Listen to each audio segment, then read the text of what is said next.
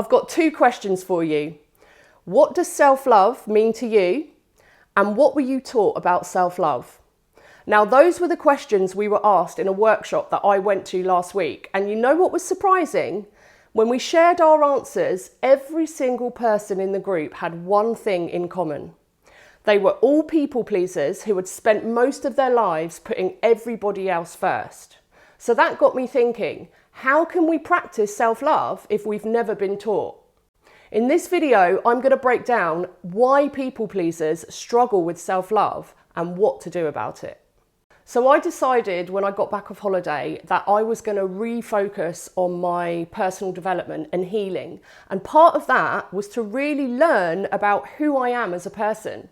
So I decided to join this workshop, which was how to self-love.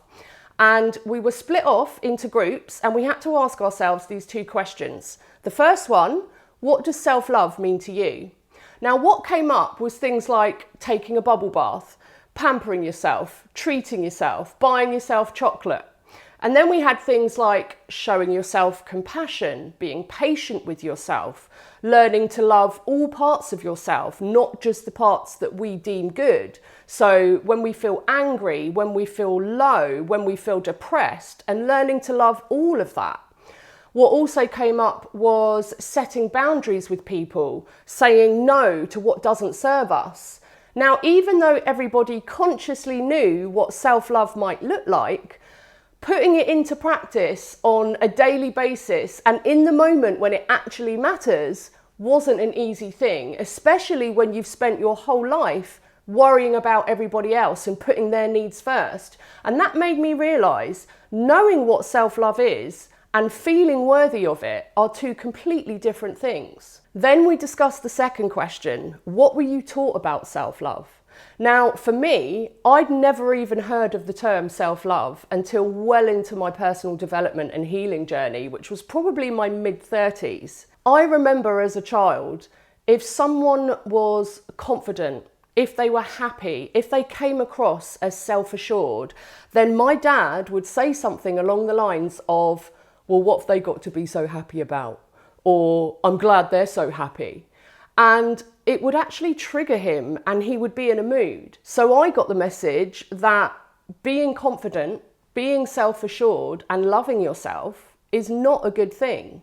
And other people in the group said similar things. And we all came to the conclusion that our parents were of a generation where emotional needs were not discussed. They just got on with things. And that's not necessarily their fault. They did the best with what they knew, but it's only in recent times that mental health has come to the forefront and people are really looking at why they are the way they are, behavioural patterns, trauma, stuff that happened in childhood. They are on a healing path. They are on a spiritual path. It's only now that people are becoming aware of the term self-love. So why do people pleasers struggle with self-love? The truth is, we are taught growing up to be kind, to put other people first, not to be selfish, and to be a good girl or a good boy. And those messages shape our behaviours. With people pleasers especially, they develop that behaviour because more often than not, they've grown up in an environment where their caregivers were emotionally unavailable, or they were unpredictable, or they were absent. And we learn to become a chameleon, constantly adapting to please those people who are looking after us. It's literally a survival mechanism. We need their love in order to survive. And we earn that love through approval and performance and good behaviour.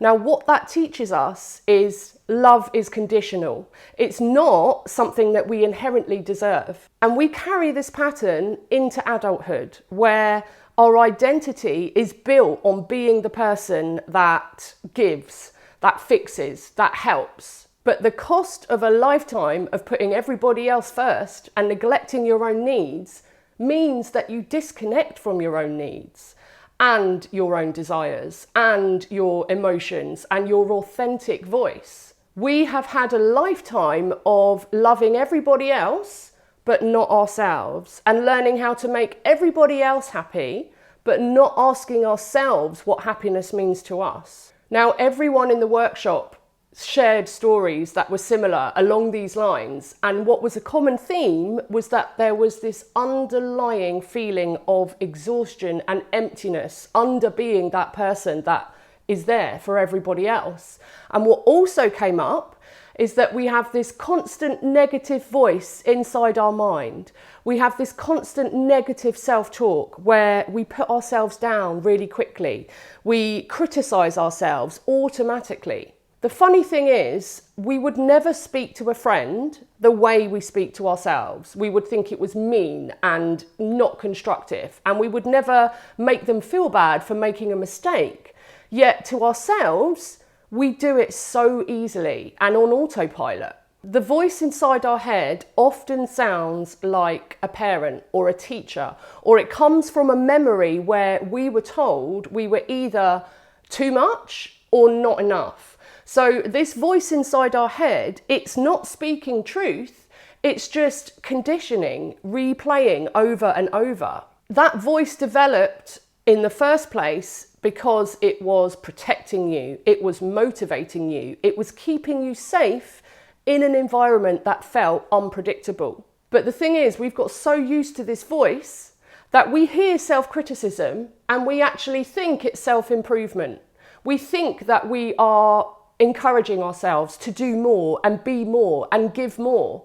But in actual fact, it is self-rejection because we're not being kind to ourselves. We need to learn to catch ourselves when we have this negative voice in our head. We need to catch it in the moment, become aware, and treat ourselves with compassion and with patience and start being kind to ourselves, treating ourselves how we would treat our friends. There's a misconception that self-love is choosing what is comfortable for you. And it can be that. But more often than not, true self-love is breaking a familiar pattern which involves setting boundaries, forgiving yourself, learning to say no, and facing uncomfortable truths. And it's exactly that, uncomfortable and messy. Sometimes it is sitting in your own discomfort and facing that part of you that's been trying to earn love all along. And that's necessary to build a relationship with self-trust, self-honesty, and more importantly, self-respect. Now, there is a difference between self-care and self-love. Yes, pour yourself the bubble bath. Yes, buy yourself chocolate. Treat yourself, nourish yourself, pamper yourself, celebrate yourself. But don't neglect what's going on in here and in here. We need to learn to reconnect with all the emotions that come up, even if it's anger or sadness or low self-worth. Feel into the part of you that wants attention and give it exactly that. Any tension in your body wants attention. Feel it, name it, and be present with it. Because those parts of you are parts that you suppressed as a child through fear of abandonment. You couldn't show all of you because it meant that your relationship with your caregivers was at risk. So we push those parts down, and that's why they're coming up now. Give them the attention that they deserve. And the more that you do this, the more that you integrate all of your parts, the more you will start to feel a sense of wholeness. It might feel awkward at first, but that doesn't mean that you're doing it wrong. It doesn't mean that you're failing at self-love. It means that you are unlearning a lifetime of conditioning. So be patient with yourself. Give yourself time. Learning to self-love is not something that you just do.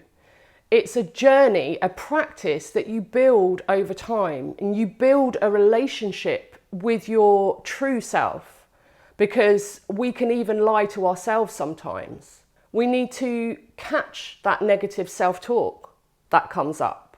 We need to catch ourselves when we're about to jump to the rescue of everybody else and actually ask ourselves what we need in that moment.